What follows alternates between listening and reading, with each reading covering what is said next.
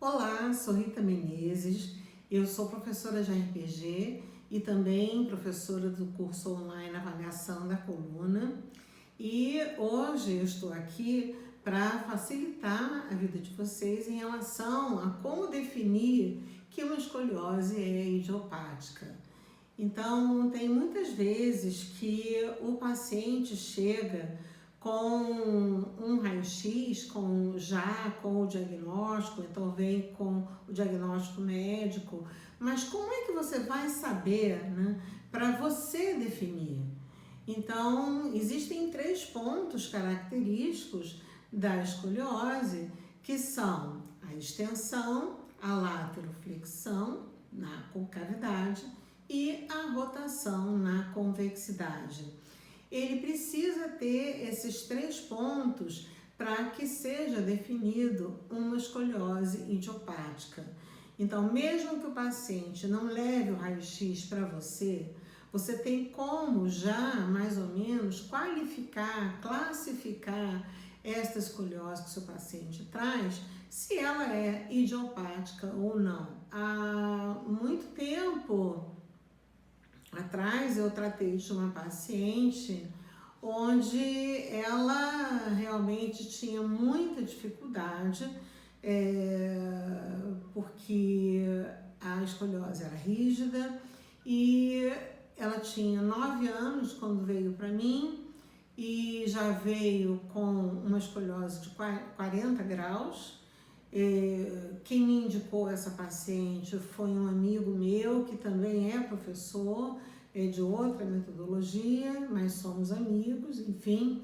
E então ele achou que seria mais adequado fazer o RPG com essa paciente. E já de imediato foi uma paciente que não usava colete, tinha 9 anos, Risser 0, e que ela já tinha ido a vários médicos e todos eles queriam operar imediatamente, né? Ela tinha um início de cardiopatia.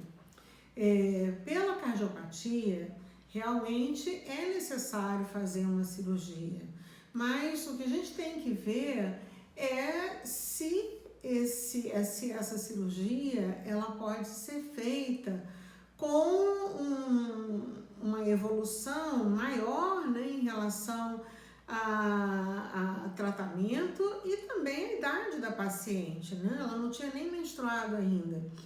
Então, o que eu fiz foi encaminhá-la para um médico que concordou com a necessidade de uso do colete e que provavelmente seria um caso cirúrgico, mas com certeza seria muito melhor verificar se essa escoliose poderia diminuir, né, ou no mínimo ficar estacionada naquele grau, né? Então foi um tratamento que levou 4 anos e nós conseguimos manter, né, um bom ritmo de trabalho. Ela não morava no Rio, mas apesar disso, ela vinha ao Rio uma vez por semana e quando ela estava passando pelo pico de crescimento, ela chegou a vir ao Rio para se hospedar aqui durante 1 mês ou 2, para que nós pudéssemos fazer um tratamento mais agressivo para tentar retardar a evolução da escoliose e para que ela pudesse ser operada num grau menor e inclusive numa região menor, né? Esse era o meu objetivo. Então ela usava o colete, ela fazia o RPG e ela fazia a avaliação médica de 3 em 3 meses. Né? E com isso nós conseguimos que ela fosse operada com 13 anos, ela teria que ser operada aos 9 anos, toda a torácica e lombar, devido à importância das 2 curvas que ela já tinha, e da cardiopatia, nós conseguimos um retardo da evolução. Ela tinha uma escoliose muito agressiva, então nós conseguimos que ela fosse operada. Ela foi operada com 63 graus, sendo que morfologicamente ela estava muito melhor do que quando ela chegou para mim, e a cardiopatia estava estabilizada, e o médico terminou fazendo a cirurgia já com ela já tinha passado pela menarca, né? Então foi um sucesso e é um reconhecimento do meu trabalho e do trabalho da fisioterapia na escoliose, não só por esse médico, mas por todas as pessoas que estavam envolvidas com o caso dela, né? Então, isso me faz pensar que a gente tem que primeiro entender como é que é essa escoliose, né? Então, a escoliose idiopática, ela sempre tem uma extensão torácica. Então, o paciente, ele vai fazer uma inversão de curva. Ele vai ou para a retificação ou então para a extensão. Nessa situação, esse paciente vai ter também uma inclinação no lado da concavidade. Então, o que seria isso? O tronco o tórax iria tombar na direção da concavidade, da curva, e iria fazer uma rotação do lado da convexidade. Na realidade, a escoliose é uma torção no espaço, né? E além de ser uma torção no espaço, uma coisa que o Philippe Souchard coloca é que é como se nós tivéssemos uma torção tridimensional, sendo que sempre foi esquecido o fator achatamento. Então, se a gente considerar o fator achatamento, aí seria uma quadridimensional, né? Então, o ponto mais importante para a gente verificar em relação a essa escoliose é qual é o grau, né? Qual é o ângulo de Cobb que essas curvas têm, qual é a curva primária, e a curva primária é a curva mais importante, a que tem o maior grau. E como é que está essa rotação? A rotação, ela define exatamente a gravidade da escoliose também, né? Então, se há um tombamento importante, vai haver uma rotação também mais importante para retorno do eixo para o centro de gravidade, que é como o homem se equilibra, né? O homem se equilibra tentando jogar o eixo de gravidade no meio de um polígono de sustentação, ou seja, no meio dos pés, né? Onde ele consiga um bom equilíbrio estático para ter também um bom equilíbrio dinâmico, né? A escoliose muitas vezes está desequilibrada. Então, essa escoliose desequilibrada é quando o paciente tem, né, o eixo de gravidade passando pela sínfise púbica, né? Então, o eixo de gravidade, ele tem o início dele no processo odontoide C2, esse eixo de gravidade tem que passar pela sínfise púbica e cair lá no meio dos pés, e quando essa projeção de C2 não está caindo no meio da pelve, então esse paciente vai ter um desequilíbrio, né, dessa estabilização. Então, o eixo de gravidade, ele pode ser visto a partir do processo espinhoso de C7. Então, esse ponto é uma verificação em relação à estática dessa coluna, né? E esse eixo de C7, numa escoliose que esteja desequilibrada, geralmente pende na direção de um calcâneo, né? Então, se há um tombamento, né, desse eixo, então nós vamos ter uma possibilidade de uma reação mais agressiva. Então, sempre temos que tentar deixar essa escoliose bem equilibrada, né? Fatores mecânicos. Em relação a fatores mecânicos, nós temos o grupo muscular dos transversos espinhais. Os transversos espinhais são os únicos músculos ligados à coluna que fazem extensão e inclinação para um lado e a rotação contralateral. Ele é composto por 4 músculos e nós temos então 2 músculos que são mais horizontais, que são o curto rotador e o longo rotador, e nós temos 2 músculos que são mais verticais, o multífido e o semiespinhal. O curto e o longo rotadores, conforme o nome está dizendo, eles fazem mais rotação do que inclinação. O multífido e o semiespinhal fazem mais inclinação do que rotação, e eles em conjunto fazem a extensão. Então, esse movimento de extensão da coluna com inclinação e a rotação contralateral é realizado por esse grupamento, né? Então, é o grupamento mais profundo da coluna e está relacionado com as vértebras. Eles têm origem e inserção nas vértebras. Como o próprio nome está dizendo, transversos e espinhais, ele tem origem nos processos transversos e vão para as espinhosas das vértebras suprajacentes. Então, eles vão estar fazendo exatamente esse tipo de movimento. Quando há uma fisiopatologia, então esses músculos estarão fixados.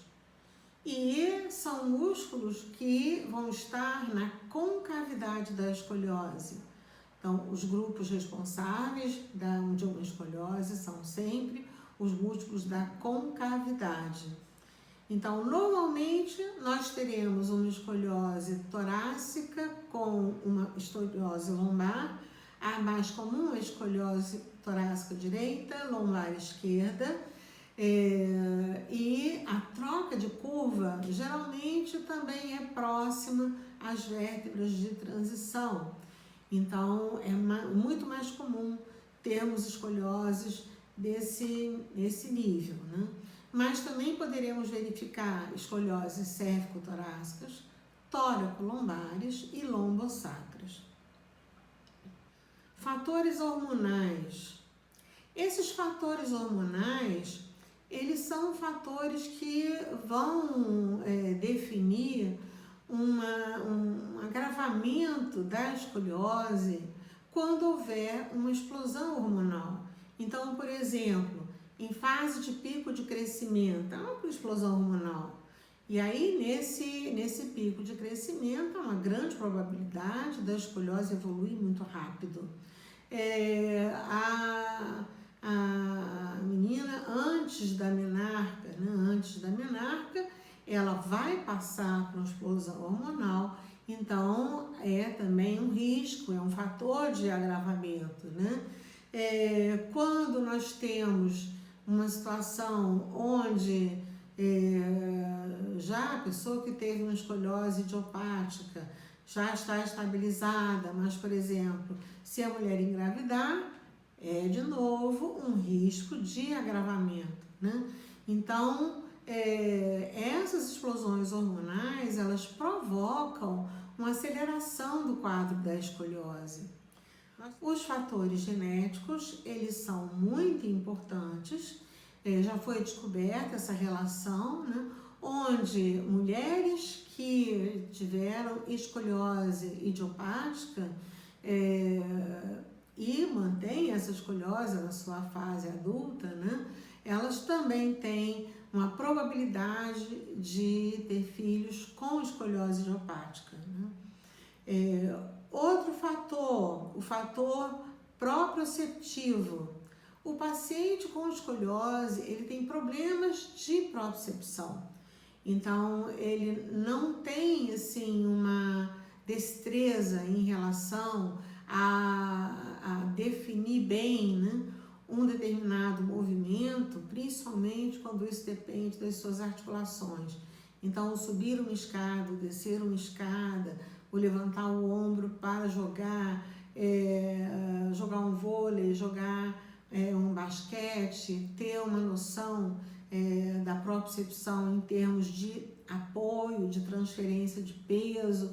Então, as transferências de peso, elas não são equilibradas, e se você pesar um paciente com escoliose com 2 balanças, um pé em cada uma, vocês vão perceber que cada balança vai ter um peso diferente, né? Então, também tem essa situação dos fatores proprioceptivos, né?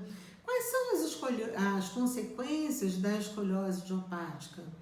As consequências é que a consequência pior é em relação a problemas de cardiopatias ou problemas respiratórios, porque a escoliose torácica, que é a região mais comum, né, que ela se instale, então a escoliose torácica, ela termina provocando um desalinhamento de pescoço e cabeça, ele pode provocar uma transmissão de tensão também para a cintura escapular, assim como para outra curva.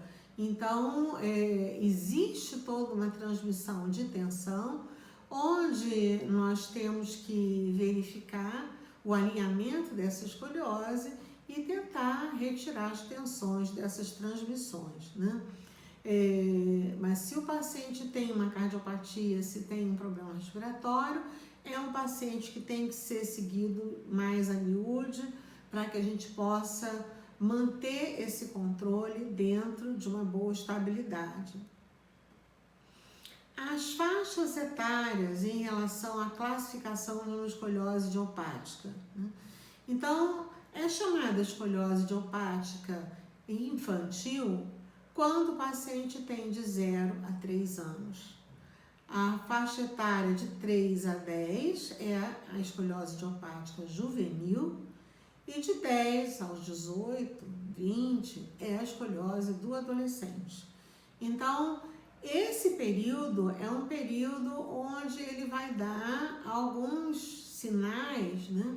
E que a gente precisa prestar atenção e fazer um controle no nível de uma medição radiológica, né? Então, em relação à parte radiológica, nós temos que traçar o ângulo de Cobb, temos que traçar os ângulos de inclinação das vértebras limites e temos que traçar o ângulo de a medida da rotação, né? Quanto de rotação esse paciente está fazendo. Então, isso é possível no raio-x, mas, por exemplo, em relação à rotação, existe o escoliômetro, que ele mede a angulação da rotação com o paciente fazendo uma flexão anterior, né, do tórax. Então, é uma maneira também que você tem de ver, né, se essa escoliose está se mantendo equilibrada, se mantendo estacionada ou se ela está evoluindo. Fatores de agravação. Quais são os fatores a mais que nós temos de agravação?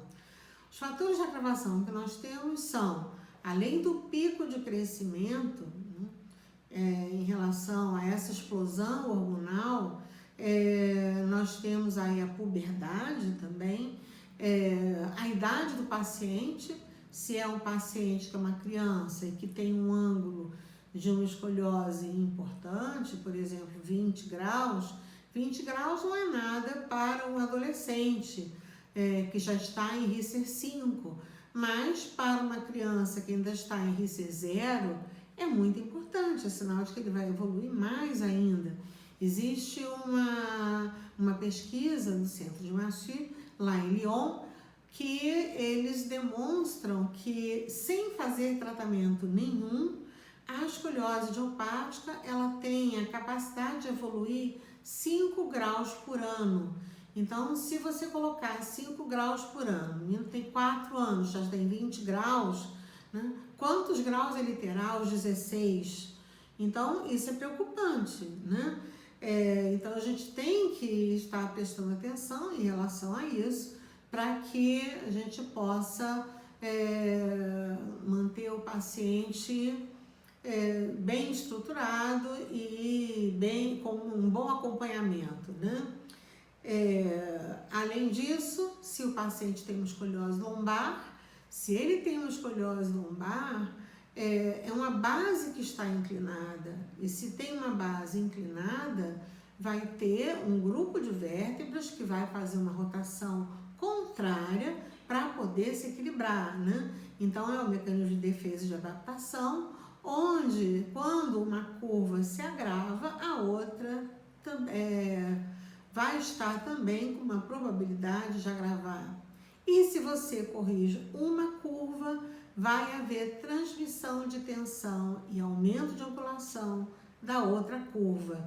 Então, é o tipo de tratamento que você tem que prestar atenção em tudo, né? Não só nas compensações que o paciente está fazendo com as suas curvas, mas também na compensação que ele está fazendo com as transmissões de tensão, né? Em relação à amplitude de movimento de membro superior, de membro inferior, posicionamento de cabeça e pescoço, enfim. Qualquer diferença é válida para você reavaliar o seu paciente e ver o que você pode fazer por ele. Então, quando é que se usa um colete? Se usa um colete quando você analisa esses fatores de agravação e verifica que essa escoliose vai poder se agravar ao longo dos anos. Então, o colete é um tratamento conservador, ortopédico, muito bem-vindo, porque essa criança, por exemplo, essa criança de 3, 4 anos, ela já tem que começar a usar o Milwaukee, né? Eu fiz um estágio lá no centro de Massu, lá em Lyon, e vi crianças desde 4 anos, de 7, de 10, usando os coletes, jovens ainda de 9 anos, 8 anos, usando o colete de Milwaukee, né? Um adolescente já fica mais complicado, porque depois dos 10 anos entra a questão da vaidade e o fator psicológico. Então, é preciso ponderar muito bem e explicar para a família, explicar para o paciente o quanto é importante o uso do colete, né? O quanto ele vai poder minimizar as consequências, né? Porque se é uma escoliose evolutiva, ela vai trazer uma deformidade muito mais importante e isso para o psicológico do paciente vai ser muito pior, né? Então, é preciso usar o colete sim, e até a fase adolescente, o colete de Milwaukee é muito bem-vindo, porque é o único colete que mantém tração. Então, vai ali de encontro, né, o que eu falei antes com vocês, em relação à quadridimensionalidade da escoliose colocada pelo Suchard, onde nós temos que fazer uma tração axial permanente dessa coluna. Então, são 23 horas de uso de colete com uma tração permanente, né?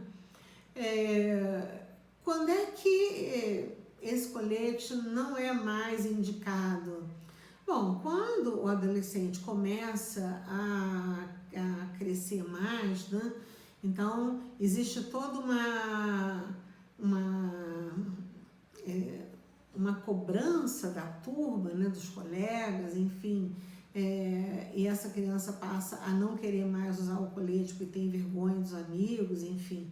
Então, existem os coletes que são da axila para baixo, né? Então, são coletes que vão estar mantendo uma correção do nível mais ou menos ali de T5, T6 para baixo. São coletes muito utilizados e eles fazem uma boa correção torácica, da torácica média para baixo, né? Então, eles fazem uma excelente correção. Agora, se é uma escoliose que vem desde cérvico-torácica, não é uma indicação, né, para esse tipo de colete. O ideal mesmo seria o Milwaukee, mas o Milwaukee é usado só até a fase adolescente, né? Então, como é que ficam os apoios do colete? Então, você tem que pensar o seguinte: se existe o tombamento de uma curva, então eu vou fazer em mim, então se existe um tombamento de uma escoliose torácica direita, o tombamento é para a esquerda. Os músculos responsáveis são os da esquerda. E aí, para evitar essa continuidade do tombamento, o que vai acontecer? A minha vértebra apical, ela vai fazer uma rotação onde ela vai tentar recuperar o eixo. Então, a vértebra apical é a vértebra que recupera o eixo de uma escoliose. Então, se o paciente tem uma rotação importante, essa rotação tem que ser corrigida, não só pelos apoios do colete, mas também por nossas mãos. Então, nós vamos fazer, né, o tratamento insistindo muito na correção da vértebra apical até a vértebra limite inferior. Nós vamos tentar eliminar esse tombamento e trazer a hemicurva superior para o eixo, sem agravar a curva subjacente. Então, nós vamos ter que fazer a mesma coisa com observação onde estão os apoios desse colete. Os apoios do colete, seja Milwaukee, seja de outro tipo qualquer, de Boston, Lyonnais, enfim, qualquer outro, tem que ter um apoio exatamente na região de hemicurva inferior até a vértebra apical para fazer a correção dessa parte inferior da escoliose, né? O contrapoio tem que ser exatamente na outra curva onde ele vai fazer a sua gravação. Corrige uma curva, vai gravar a outra. Então, tem que ter um contrapoio para outra curva para que ele possa manter o alinhamento correto desse colete, né? Muitos alunos me perguntam sobre a relação da escoliose com a dismetria. O que é uma dismetria? Uma dismetria é você ter um paciente com uma perna mais curta ou mais longa, verdadeira, né? Então, quando o paciente chega até nós, pode até trazer uma escanometria, mas quando a escanometria é tirada só das articulações e só é analisado em relação ao acetábulo e do acetábulo para baixo, isso não é o ideal.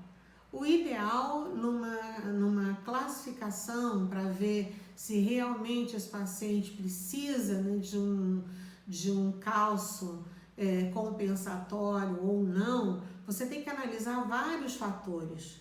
Por exemplo, a perna curta, ela, se for do lado da convexidade, né, e aí você coloca um calço nesse pé, desse mesmo lado, é lógico que a tendência é melhorar a curva escoliótica, né? Agora, se o paciente tem uma perna curta do lado da concavidade, então, se você colocar um calço desse lado, você vai agravar a escoliose do seu paciente. Então, não pode só analisar o comprimento de membro inferior. Tem que analisar também a relação desse comprimento com a curva lombar. E você tem que sempre tentar primeiro, né, corrigir as torções que o paciente faz para definir se é uma situação em que ele possa corrigir, por exemplo, um valgo, uma rotação interna do lado onde tem a perna mais curta, ou um varo, uma rotação externa do lado onde tem a convexidade, né? Então, você corrigindo esses pontos, você vai, às vezes, muitas vezes, diminuir não só a dismetria, mas a escoliose, porque era só um problema compensatório, né? Então, o que a gente tem que ver são esses pontos e verificar que, às vezes, um paciente com escoliose idiopática tem relação com a dismetria, às vezes não tem. Então, tem que ver por onde que está essa transmissão de tensão, né? E como é que eu faço o tratamento da escoliose? Eu faço o tratamento da escoliose com uma busca de um realinhamento total, porque eu trabalho com RPG, então no RPG nós fazemos a busca da correção máxima que o paciente suporta, né? Deixando que ele compense nas extremidades.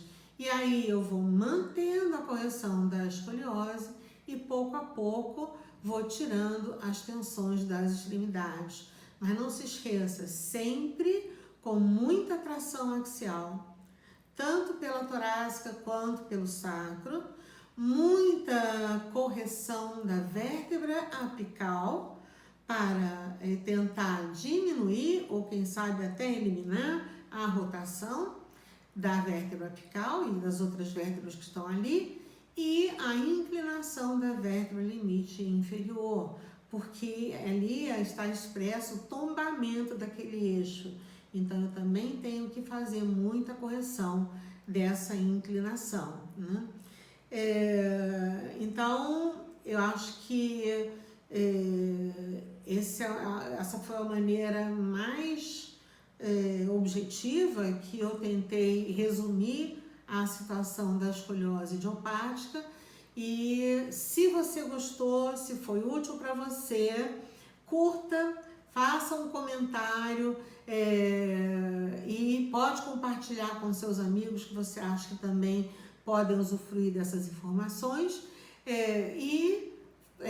pode me seguir. Você pode me seguir no Instagram e pode curtir a minha página no Facebook e curtir a minha página, o meu canal lá no YouTube.